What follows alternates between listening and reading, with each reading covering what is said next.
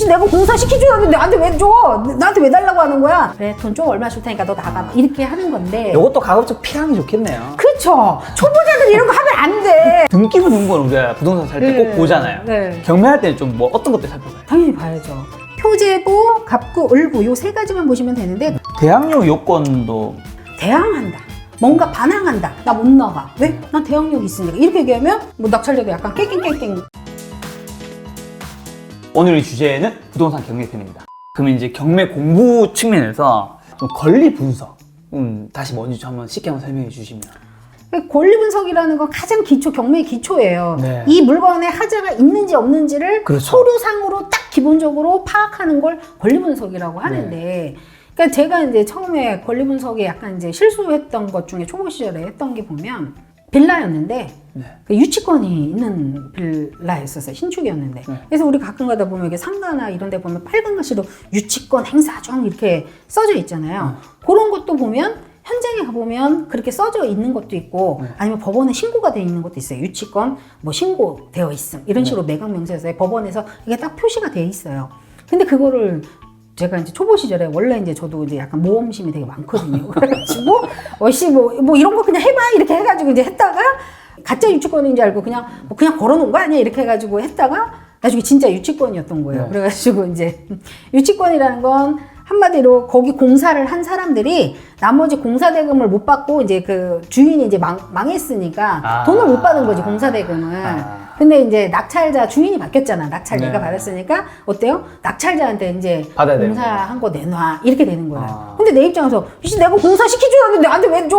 나한테 왜 달라고 하는 거야? 이제 이렇게 얘기를 하는 거죠. 그래서 줄 의무는 없어요. 아. 주인이 됐다고 해서 내가 시킨 건 아니잖아. 네네. 나는 그냥 이걸 낙찰 받은 것 뿐이지. 의무는 없지만 그래도 이제 협상은 계속 들어오죠. 이게 네가 돈 안 줄 것 같으면 난 여기 유치할 수 있는 여기에 점유할 수 있는 게 유치할 수 있는 게 똑같은 얘기예요. 유치할 수 있는 권리를 가지고 있기 때문에 안 비켜줄 권리가 있는 거고 나는 이씨 내 집이니까 너 나가 이렇게 해야 될 권리가 둘이 막 부딪히는 거지 이게 권리가. 그러다 보니까 이걸 이제 협상으로 해서 그래 돈 좀 얼마 줄 테니까 너 나가 이렇게 하는 건데 이것도 가급적 피하는 게 좋겠네요. 그쵸. 초보자들 이런 거 하면 안 돼. 안 되는데 내가 괜히 이런 거 이상하게 모험심이 많아가지고 이런 거를 처음에 네네. 했다니까요. 근데 하고 나니까 지금은 뭐 그때는 너무 힘들었는데 지금은 네. 너무 많은 도움이 되죠. 지금은 웃기게 보이니까 그런 것들이.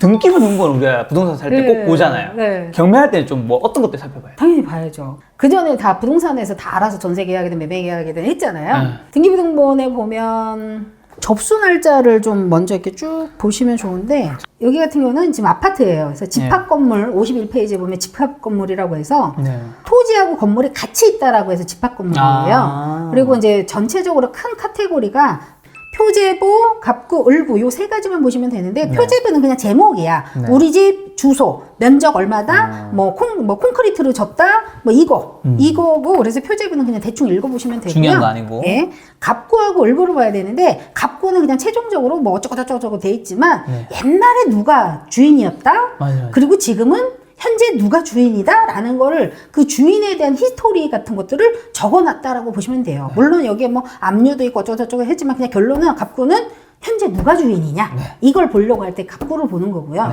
자, 을구는 돈 어디서 얼만큼 빌려왔는데 이걸 적어놓은 데가 을구예요. 그러면 돈 거의 다 빌려오는 데가 은행들에서 많이 빌려오잖아요. 물론 개인한테도 빌려오긴 하지만 하여튼 빌려온 데 돈을 적어놓는 데는 을구야. 그래서 은행에서 많이 적어놓죠.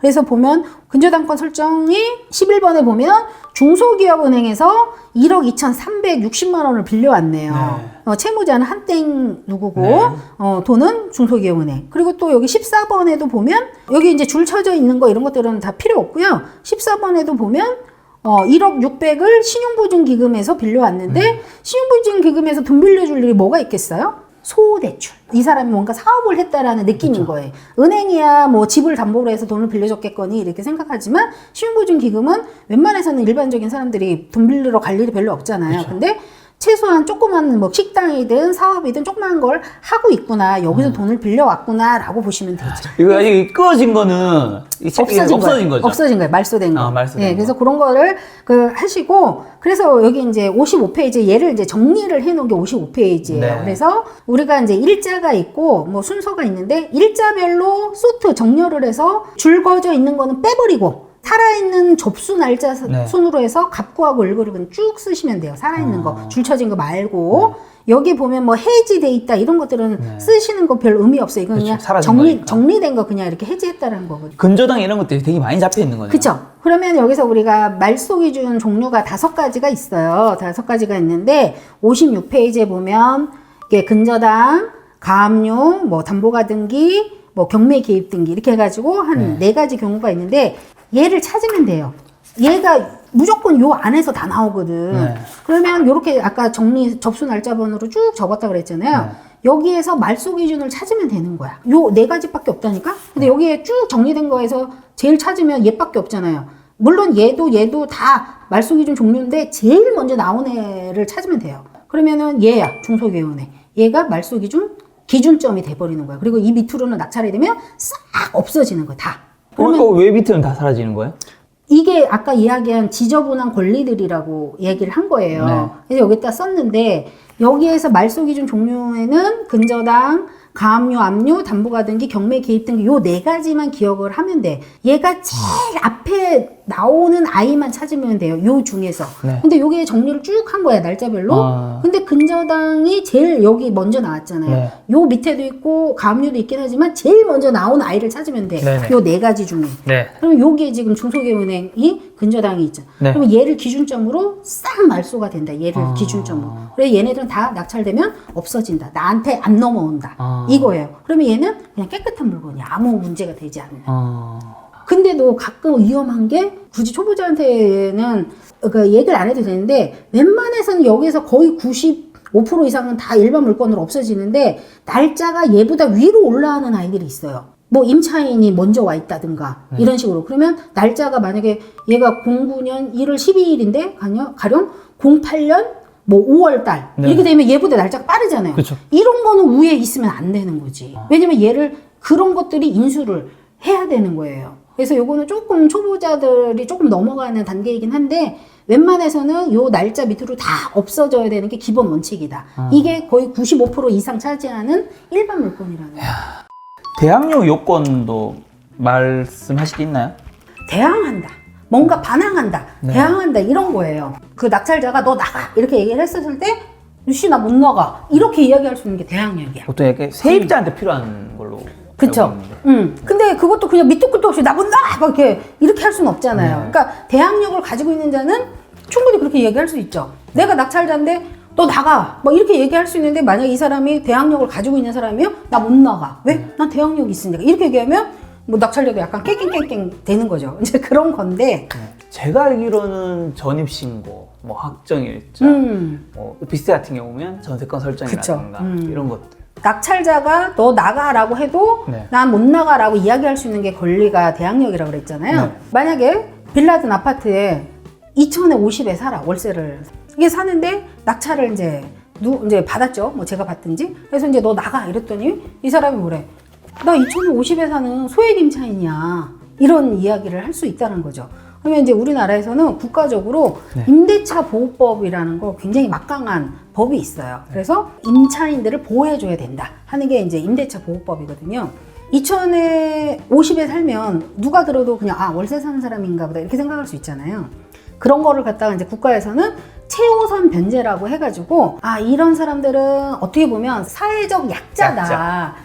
왜냐면 그래도 조금 형편이 된 사람들은 전세라도까지 살잖아요. 근데 2,050 정도, 뭐 500에 뭐 30, 뭐 이런 여러 종류의 사람들 있잖아요. 그런 사람들은 소액 임차인 최우선 변제에 해당이 되어서 이 사람들을 보호해줘야 되겠구나라고 하는 게 최우선 변제인 거예요. 그런 사람들은 우리가 낙찰자 나가십시오라고 해도 뭐예요? 나중에 법원에서 이 사람들은 보호를 해줘야 되니까 우리가 법원에서 잔금, 빚잔치 다 끝내서 배당이 줄 때까지는 못 내보낸다. 낙찰자가 아무리 네가 낙찰 받고 바로 뭐 잔금을 냈다고 해도 바로는 못 내보내고 돈을 일정량 최우선 변제 금액 안에서 주고 그 사람을 내보낼 수 있다. 이게 이제 최우선 변제예요. 그래서 굉장히 임차인들한테는 좋은 거죠. 근데 전입은 되어 있어야 되는데 그냥 전입이 되어 있는 게 아니고 경매 전에 전입돼 있어야지. 만약에 경매 이후에 경매 시작합니다 해서 경매 기입을 등기부등본에 해놨는데 그때 들어와서 있으면 늦었잖아. 그건 너무 당연한 건데. 그렇죠. 근데 가끔 너무 모르시는 분들은 이 세입자분들은 소유자가 이미 알고 그렇게 월세를 갖다 부동산에 내놨어. 근데 그런 거를 거래를 해주는 부동산도 나쁜 사람들이지만 그게 이제 안 되다 보면 뭐 벼룩시장이라든지 뭐 이런 인터넷에 올려요. 그러면 이제 만약 여기 월세가 여기 오피스텔도 뭐 한 100만 원 정도 하는데 소유자가 알고 50만 원에 내놨어. 그러면 우리 막 영혼이 맑은 이 초보자들은 이거 50만 원 되게 싸네? 뭐 이래가지고 여기를 계약을 할 수도 있다는 거죠. 의도적으로. 그러니까 소유자가 의도적으로 그렇게 이제 광고를 해서 경매기 등기가 이미 끝났어. 근데 그런 거 볼 줄을 몰라 초보자들이라. 그러면 어떻게? 그런 거는 임대차 보호법을 받을 수가 없다는 거죠. 그러니까 사실 이게 국가에서 교육을 해주는 적이 없잖아요. 근데 이거 해야 돼 진짜.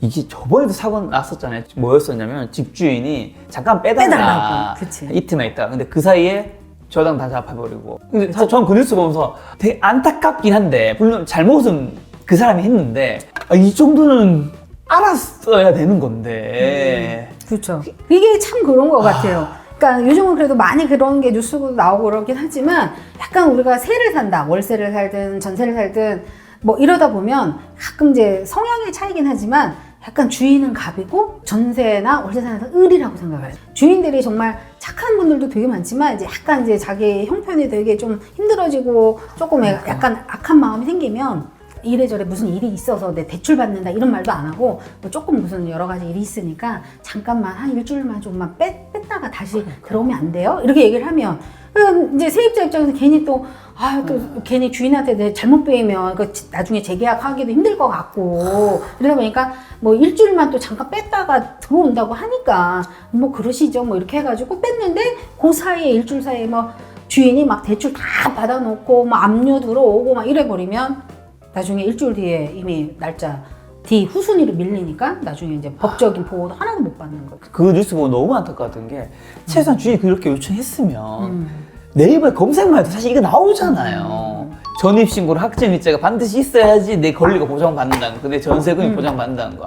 아니면 그 사이 저당 잡히면 나는 차순위가 된다라는 거. 그렇죠.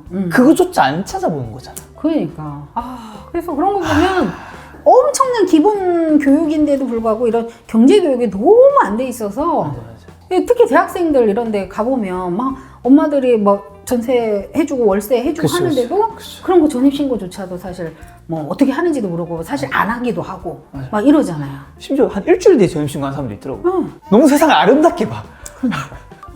그러니까